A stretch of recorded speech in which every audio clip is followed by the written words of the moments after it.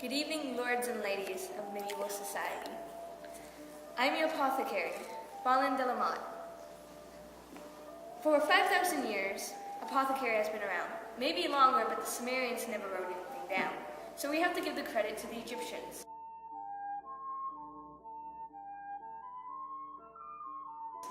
Now, the apothecaries, physicians, and pharmacists believe the root of one's illness lie in 4 humors: blood, phlegm, yellow bile, and black bile.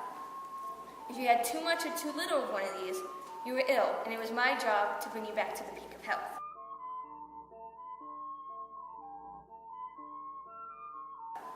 Now, for 5,000 years, apothecaries believed these 4 basic plants could help bring you back to health with these 4 biles. And they were clove, ginger, nutmeg, and cinnamon. 1 for each of the 4 humors.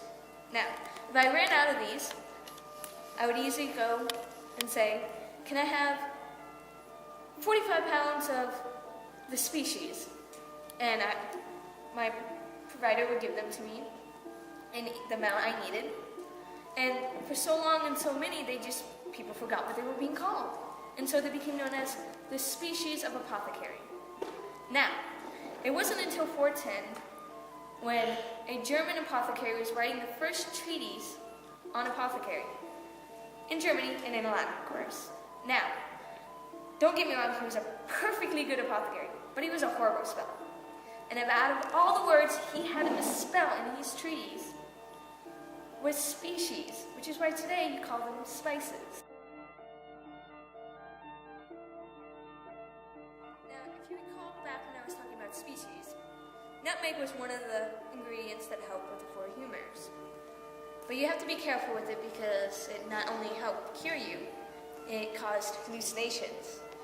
And if you take too much of it, it can lead to your death.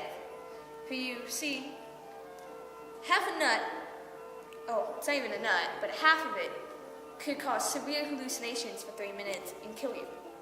Now, I've done a little research and I realized that you can kill yourself. There has been 2 cases so far that I've found by death by nutmeg. There was a 54-year-old woman who took muscle relaxant and then had a whole nutmeg. She went into a coma and died. Then there was a 10-year-old boy who had 2 whole nuts and went into a coma straight away and died hours later. Now, in the Middle Ages, actually a little beforehand, banquets were very common. Usually they lasted 45 days and had over 400 courses of meals. And it was the woman's job to cook, or at least make the menu and such. Now, the one thing that the woman feared was that her guests would get indigestion, because if that happened, well, her reputation would go under. Now, what she'd do is create her menu, and she'd bring it to me, the apothecary, and I'd look at her menu and I'd be like, Madam, you have a lot of poultry on your menu.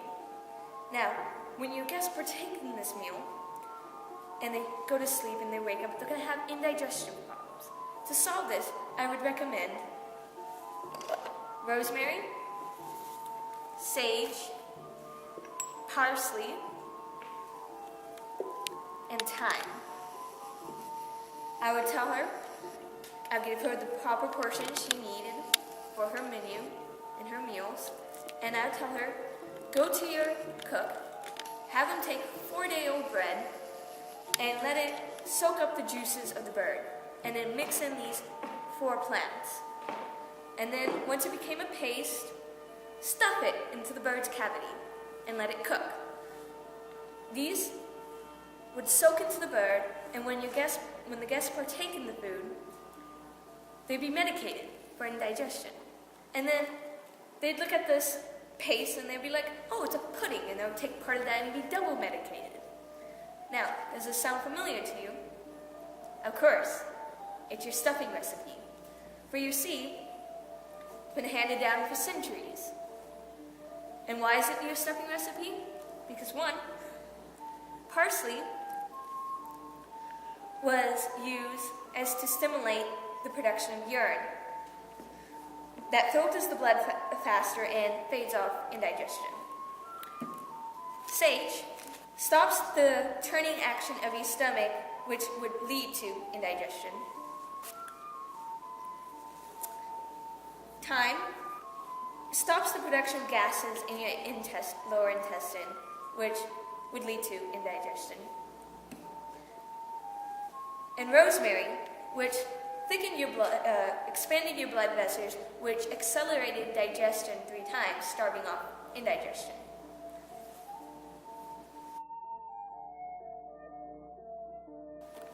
Now, everyone knows the story about baby Jesus and the 3 wise men.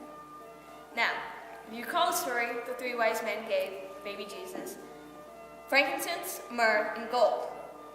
But have you ever wondered why they gave baby Jesus frankincense and myrrh? Well, it's easy and very simple. Frankincense and myrrh were made into incense for the church. By burning these saps from the tree, it deleted the bacteria that caused you to get sick in the air. Because you went to church to get better, to pray, to seek salvation. You didn't go to church to get sick. Now, if the so-called baby was supposed to be the savior of the human race, you don't want him to get sick either, which is why frankincense and myrrh was given to baby Jesus.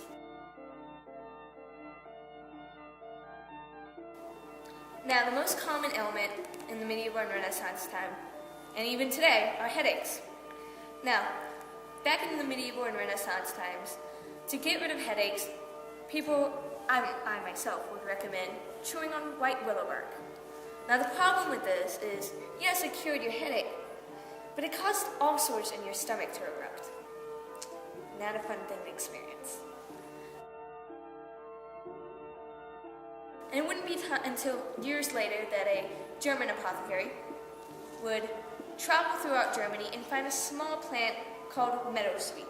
It's a little white flower that grows in the meadows, hence the name meadowsweet. Now, they realized that this plant, its properties, cured headaches without causing stomach problems.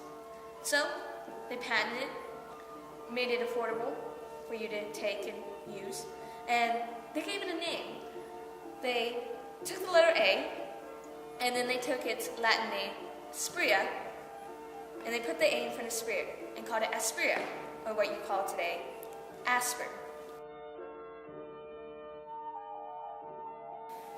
One creature you never expect to help cure you are the cicadas. For when you find their skins, keep them, because you never know when you're going to need one. For you see, what you do is that they help cure pink eye. You take the skin, you crunch them up, mix it with warm water until it becomes a yellow paste, and you put it around the infected area, and it should cure your pink eye. If not, well, definitely go get some medical help.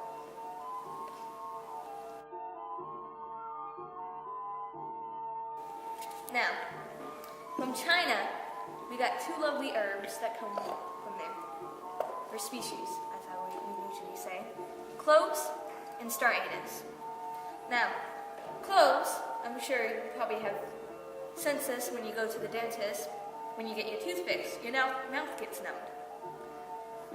It comes from the extract of cloves, where you see whenever you got a toothache back in the day, you take this little plant, put it where your tooth was aching, and you chew it, and you numb your mouth for a few hours. Star anise is a beautiful little plant with seeds that looks like a star. Now you take the seeds out of the pods and you suck on it, and it helps with bad breath. Now I'm sure everyone has learned in their life that honey helps stave off infections. You put it on burns, small cuts, but you have to be careful because you can't give honey to kids under 2. Because the properties in honey are so strong that it affects the immune system. And when that happens, the immune system gets weak and they're weak against any illnesses that come upon them. So please be careful when you're giving honey to children. Next is whenever you have an earache, you take olive oil, you warm it up a bit, and you dip it into your ear. It releases the pressure that's causing the earache. Even though I'm an apothecary for medieval society, I would recommend going to a doctor first before you take any of the medication I suggest. However, if you're willing, or you're a Wiccan, you probably already know most of these species can help cure you. So please be careful when you take them and don't take too much of them, for you know the hazards of taking too much of anything. And thank you again for listening.